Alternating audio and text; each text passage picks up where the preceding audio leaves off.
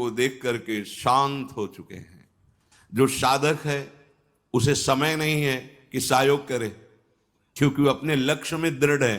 तो सच्ची मानो, आपका विश्वास और आपकी श्रद्धा ही केवल आपका साथ देगी। इस मार्ग में कोई तुम्हारा साथ देने वाला नहीं, साथी नहीं है, और जो साथी बना के चला वो गिरा। ये भी बात समझ लेना। चल चला चल राह में अनुभूतियों का ले सहारा। अगर तुम अपनी अनुभूतियों को अपने साथ रखोगे कि पग पग पर मेरे कृपालु आराध्य देव ने कैसे मुझे संभाला है, फिर कोई तुम्हें जरूरत नहीं किसी के सहयोग की। तुम्हारी अनुभूतियां ही तुम्हें आगे बढ़ा देंगी। चल चला चल राह में अनुभूतियों का ले सहारा, कौन तेरा साथ देगा, व्यर्थ में किसको पुकारा। इस मार्ग का साथी केवल हरि का भरोसा, हरि का बल है। जो निराश होकर के रोने लगता है, ये भेड़िए की तरह है, और बालक के ऊपर ही इनका प्रहार होता है। वयोवृद्ध या ज्ञान वृद्ध के ऊपर भेड़िए का प्रहार नहीं होता। ये काम क्रोधादि उन्हीं के ऊपर ज्यादा प्रहार करते हैं जिनको रोना धोना पसंद है। किस बात के लिए? मुझे ये चाहिए, मुझे ऐसा, मुझे रहा नहीं जा रहा, मुझे सहा नहीं जा रहा, मेरे से भजन नहीं हो रहा, मेरा मन नहीं। तुम मन हो, तुम तन हो, तुम भोगों के अभाव से ग्रस्त हो? नहीं नहीं, भूल मत करो। जो निराश होकर रोने लगता है उस पर ये विकार हावी हो जाते हैं। इसीलिए समझाते हैं अपनी बात किसी से कहो मत, क्योंकि ना सत्य विद्यते भावो ना भाव विद्यते। इनकी सत्ता ही नहीं काम क्रोध लोभ की। जब आप इनकी सत्ता देते हैं, स्वीकार करते हैं, तो ये आपके ऊपर हावी होते हैं। सच्ची अगर सत्ता ना दे तो इस समय नहीं दे रहे हो सत्ता, कौन सा विकार आपके ऊपर चढ़ा हुआ है। अभी आप उनका चिंतन करें, उनकी सत्ता दे तो अभी जिस विकार का चिंतन करेंगे उसी विकार से ग्रसित हो जाएंगे। जो कमजोर अपने को महसूस करता है, देखो दैन्यता भगवत मार्ग की वो अलग बात है, लेकिन विकारों के लिए कमजोर होना ये भगवत मार्ग के पथिक का लक्षण नहीं है। सहना ही तो है ना, भोगने के बाद तो और डबल सहना होता है। तृष्णा होती और कामना होती, दोनों। जब तक भोगा नहीं तो केवल कामना थी, और जब भोग लिया तो उसकी तृष्णा भी साथ है, तो जलना तो पड़ेगा। तो ऐसे जो भयावह दृश्य उपस्थित कर रहा है मन विकारों को लेकर के, उपासक को कभी नहीं कमजोर पड़ना है। अपने मन की बात किसी साधक से भी नहीं कहनी कि मेरे अंदर काम आ रहा है, मेरे अंदर ये विकार। बिल्कुल उनकी सत्ता नहीं देनी।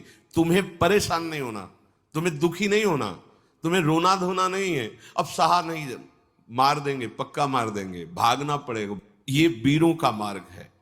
हो भयभीत छोड़कर साहस, जो का पुरुष भाग जाता। का पुरुष कहते हैं कायर पुरुष को।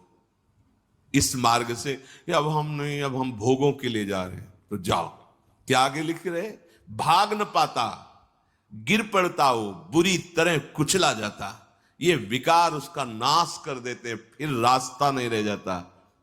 जो चढ़ाई का भगवत मार्ग का बहुत बहुत बहुत भयभीत करने वाली ये बात है।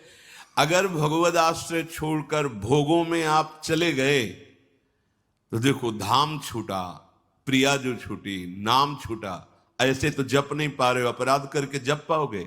अपराध का सीधा प्रभाव होता है भजन ना होने देना। जैसे कोई सोचे कि हम मनमानी आचरण करेंगे, गुरु आज्ञा उल्लंघन, शास्त्र विरुद्ध, और फिर मंत्र जप लेंगे, भजन कर लेंगे। बिल्कुल नहीं। एक बार भी निज मंत्र स्मरण नहीं कर सकते, एक बार भी आप भगवत स्मरण करने का अधिकार नहीं रख सकते।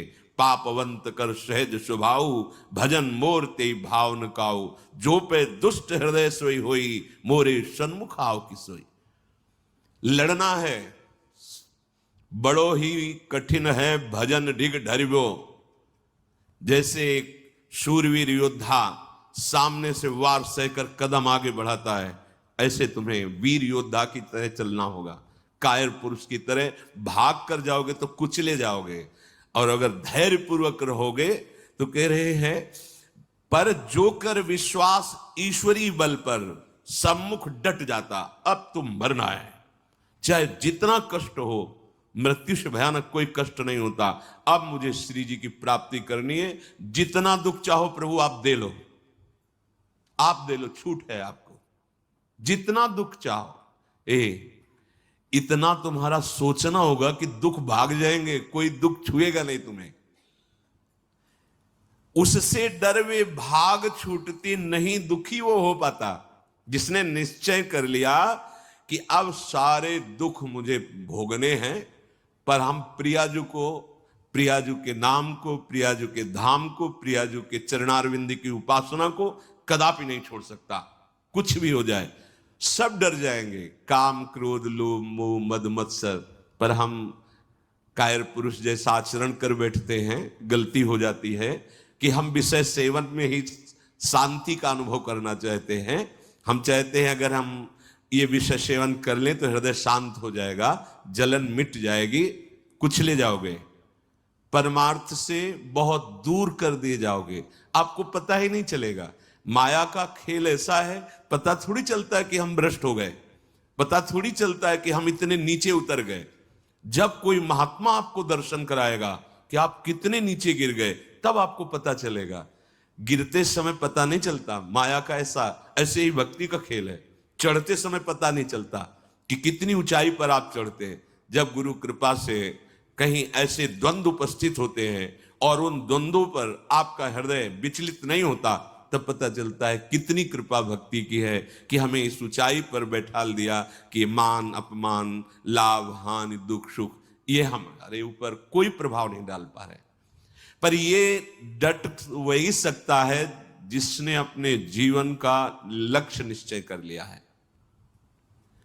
श्रीपाद करें, राधा दास्य, मुझे श्री जी चाहिए,